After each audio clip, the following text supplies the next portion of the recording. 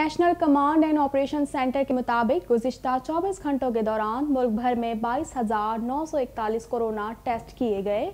इस तरह मुल्क भर में अब तक मजमूई तौर पर 13,50,773 टेस्ट किए जा चुके हैं। मज़ीद तफसीलात जानते हैं इस रिपोर्ट में।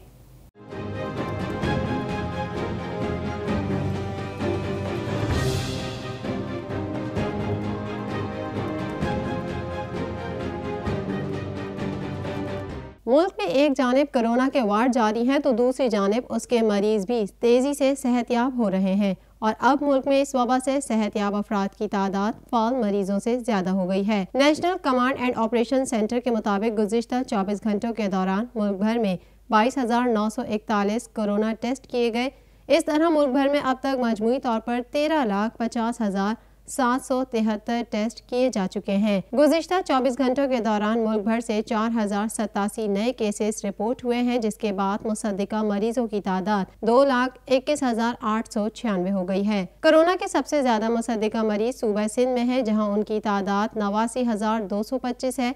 पंजाब में 78,956, खैबर पख्तूनख्वा में 27,110, बलोचिस्तान 10,666, इस्लामाबाद में 13,195, आज़ाद कश्मीर में 1,160 और गिलगित में कोरोना वायरस से मुतासरा अफराद की तादाद 1,524 हो गई है। सरकारी आदाद-ओ-शुमार के मुताबिक गुज़िश्ता 24 घंटों के दौरान कोरोना से 78 अफराद जान की बाजी हार गए हैं, जिसके बाद मुल्क में कोरोना वायरस के जाबहक होने वालों की तादाद 4,551 हो गई है। पंजाब में 1,819 और सिंध में 1,437, खैबर पख्तूनख्वा में 983, बलोचिस्तान में 122, इस्लामाबाद में 129, आज़ाद कश्मीर में 33 जबकि गिलगित में 28 अफराद कोरोना से जाबहक हो चुके हैं। मुल्क में एक जानिब कोरोना के वार्ड जारी हैं तो दूसरी जानिब मरीजों की सेहतयाबी भी तेज़ी से जारी है और अब मुल्क में इस वबा से सेहतयाब अफराद की तादाद फाल मरीजों से ज़्यादा हो गई है। गुज़िश्ता 24 घंटों के दौरान मुल्क भर से 4,087 नए केसेस रिपोर्ट हुए, जबकि 8,929 मरीजों ने कोरोना को शिकस्त दी है। इसी तरह मुल्क भर में मुसद्दिका मरीजों की तादाद 2,21,896 है, जबकि इस वबा को शिकस्त देने वालों की तादाद 1,13,623 हो गई है। वज़ीर-ए-आज़म इमरान खान ने शेखुपुरा ट्रेन हादसे में हलाकतों पर इजहार अफसोस करते हुए जख्मियों को फौरी तिब्बी इमदाद देने की हिदायत की है। मज़ीद जानते हैं इस रिपोर्ट में।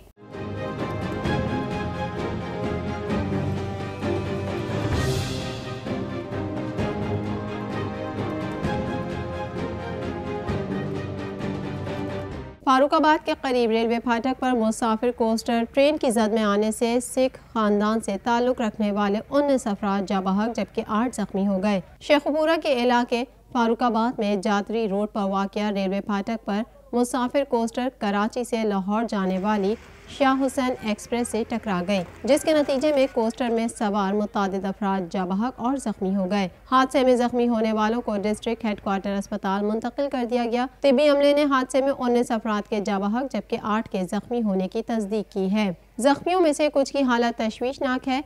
रेस्क्यू हुक्काम का कहना है कि कोस्टर में से खानदान सवार था, जिसका ताल्लुक पेशावर से था। खानदान के तमाम अफराद करीबी अजीज की फौतगी पर ननकाना साहब आए थे। ननकाना साहब से वापस पेशावर जाते सच्चा सौदा गुरुद्वारा के पास कोस्टर बस ड्राइवर ने फाटक से पीछे कच्चे रास्ते से बस गुजारने की कोशिश की।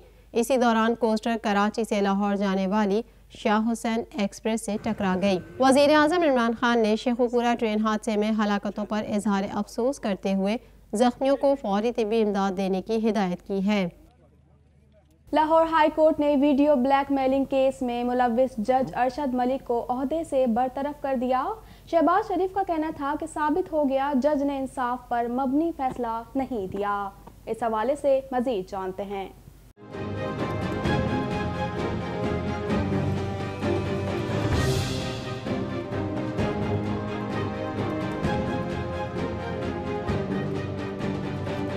साबिक वज़ीर आज़म नवाज शरीफ के खिलाफ फैसला देने वाले जज अरशद मलिक को बरतरफ कर दिया गया। अरशद मलिक के खिलाफ वीडियो स्कैंडल की तहकीकात मुकम्मल होने पर बरतरफी का फैसला किया गया। तफसीलात के मुताबिक लाहौर हाई कोर्ट ने वीडियो ब्लैकमेलिंग केस में मुलविस जज अरशद मलिक को ओहदे से बरतरफ कर दिया। चीफ जस्टिस कासिम खान की सरबराही में इंतजामी कमेटी ने फैसला सुनाया। जराये का कहना है कि अरशद मलिक को वीडियो स्कैंडल की तहकीकात मुकम्मल होने पर हटाया गया। लाहौर हाई कोर्ट की इंतजामी कमेटी में शामिल 7 सीनियर जजेस ने इजलास में ये फैसला किया। इजलास में जस्टिस मोहम्मद अमीर भट्टी, शहजाद अहमद खान, सज्जाद अली खान, जस्टिस आयशा मलिक, जस्टिस शाहिद वहीद और जस्टिस अली बाकर नजफी ने शिरकत की। ख्याल रहे अरशद मलिक इस्लामाबाद की एहतसाब अदालत में जज तैनात थे। उन्होंने 24 दिसंबर 2018 को नवाज शरीफ को अल अजीजिया करप्शन रेफरेंस में 7 साल सजा सुनाई थी और फ्लैगशिप केस में बरी किया था, जिसके बाद जज अरशद मलिक का वीडियो स्कैंडल मंजर आम पर आया था। अरशद मलिक ने नवाज शरीफ और हुसैन नवाज से मुलाकातों का एतराफ़ किया था। ये मामला सुप्रीम कोर्ट भी पहुंचा और उस वक्त के चीफ जस्टिस पाकिस्तान ने 23 अगस्त 2019 को हुक्मनामे में कहा था कि नवाज शरीफ की सजा का फैसला इस्लामाबाद हाई कोर्ट ही कर सकती है। दूसरी जानिब सदर मुस्लिम लीग नून शहबाज शरीफ का जज अरशद मलिक की बरतरफी के फैसले पर इजहार तशक्कुर करते हुए कहना है कि अल्लाह के हुजूर सरबसुजूद हूँ कि नवाज शरीफ की बेगुनाही को साबित कर दिया। साबित हो गया जज ने इंसाफ पर मबनी फैसला नहीं दिया। डॉक्टर इमरान फारूक कत्ल केस में इंसदाद दहशतगर्दी की अदालत का फैसला चैलेंज कर दिया गया, जिसमें कहा गया कि अदालत 18 जून के स्पेशल कोर्ट का हुक्म कलअदम करार दे। मजीद जानते हैं इस रिपोर्ट में।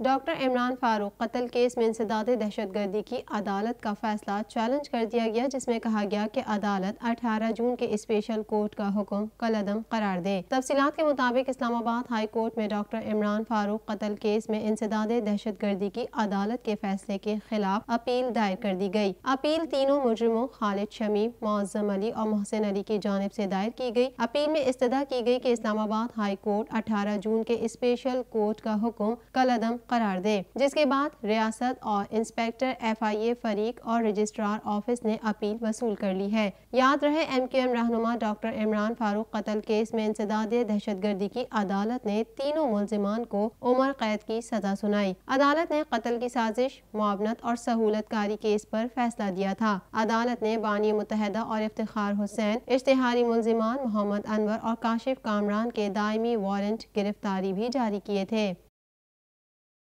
सूबाई वजीर नासिर शाह ने कहा है कि जो लोग कुर्बानी करना चाहते हैं वो उल्मा से या फिर इलाके की मसाजिद से राब्ता करें। मज़ीद तफसीलात जानते हैं इस रिपोर्ट में।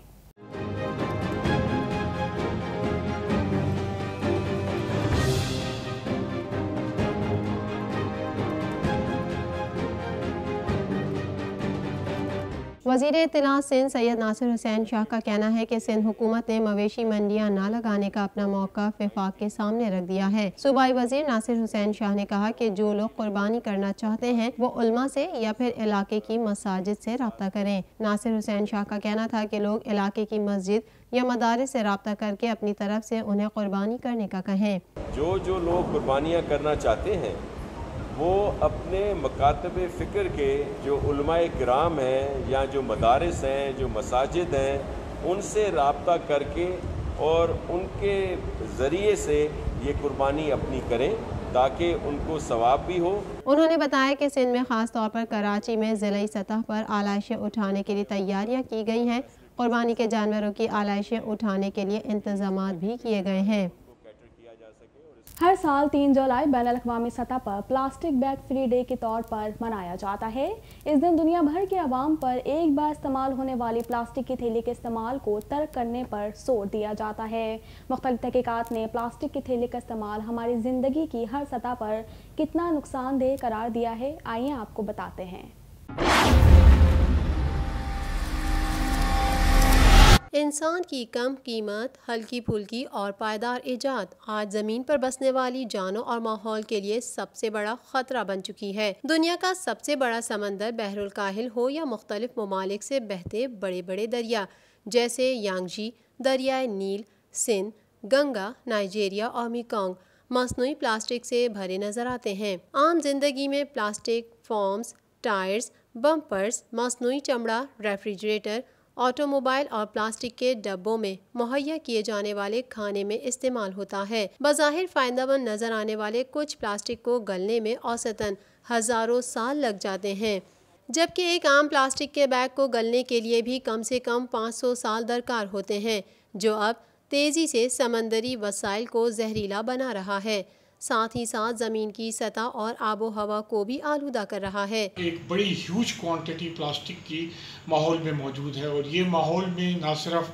खुश्की में मौजूद है, ये पानी के अंदर मौजूद है, दरियाओं में मौजूद है, समुद्र में मौजूद है और इसका इफ़ेक्ट ना सिर्फ इंसानी हयात पर है बल्कि जितने जानवर, पौधे और दूसरी चीज़ों पे इसके बड़े भयानक असरात हैं। नेदरलैंड्स के माहौलियाती इदारे ग्रीन पीस के मुताबिक दुनिया भर में 30 करोड़ टन प्लास्टिक पैदा किया जाता है।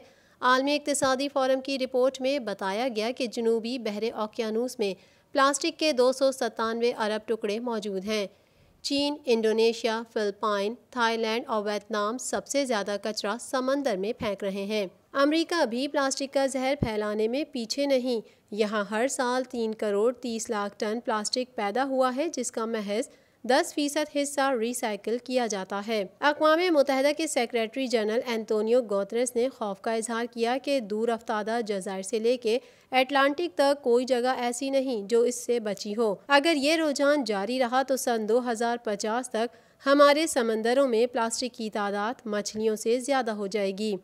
इकोसिस्टम के थ्रू, उस फूड चेन के थ्रू, क्योंकि उस प्लास्टिक को पहले कीड़े मकोड़े खाते हैं, फिर उन कीड़े मकोड़ों को वो चीज़ें खाती हैं जिनको इंसान अपनी ग़िज़ा के तौर पर इस्तेमाल करता है। साल 2019 में कैनेडियन माहिरीन की तहकीक के होश उड़ा देने वाले नताइज सामने आए, जिसके मुताबिक दुनिया में मौजूद हर शख्स सालाना 50,000 प्लास्टिक ज़रात निगल रहा है। जहां शहरों की आलूदा हवा, साहिल समंदर की रेत और समंदर में नहाने के दौरान इंसान प्लास्टिक ज़रात को सांस के जरिए जिस्म में दाखिल कर रहा है, वहीं इंतहाई छोटे और नज़र न आने वाले प्लास्टिक के ज़रात पानी, खानों, मशरूब और मसाला जात में घुलकर इंसान की ग़िज़ा में शामिल हो रहे हैं। दुनिया में तकरीबन आज तक 8.3 billion metric ton plastic produce किया गया है और जिसमें से तकरीबन 6.3 मेट्रिक टन वेस्ट की शक्ल में बना है और ओनली उसका सिर्फ 9% अब तक रिसाइकिल किया जा सका। प्लास्टिक को जलाने या दफनाने की साबका कोशिशों से जो जहरीली बाकियात निकले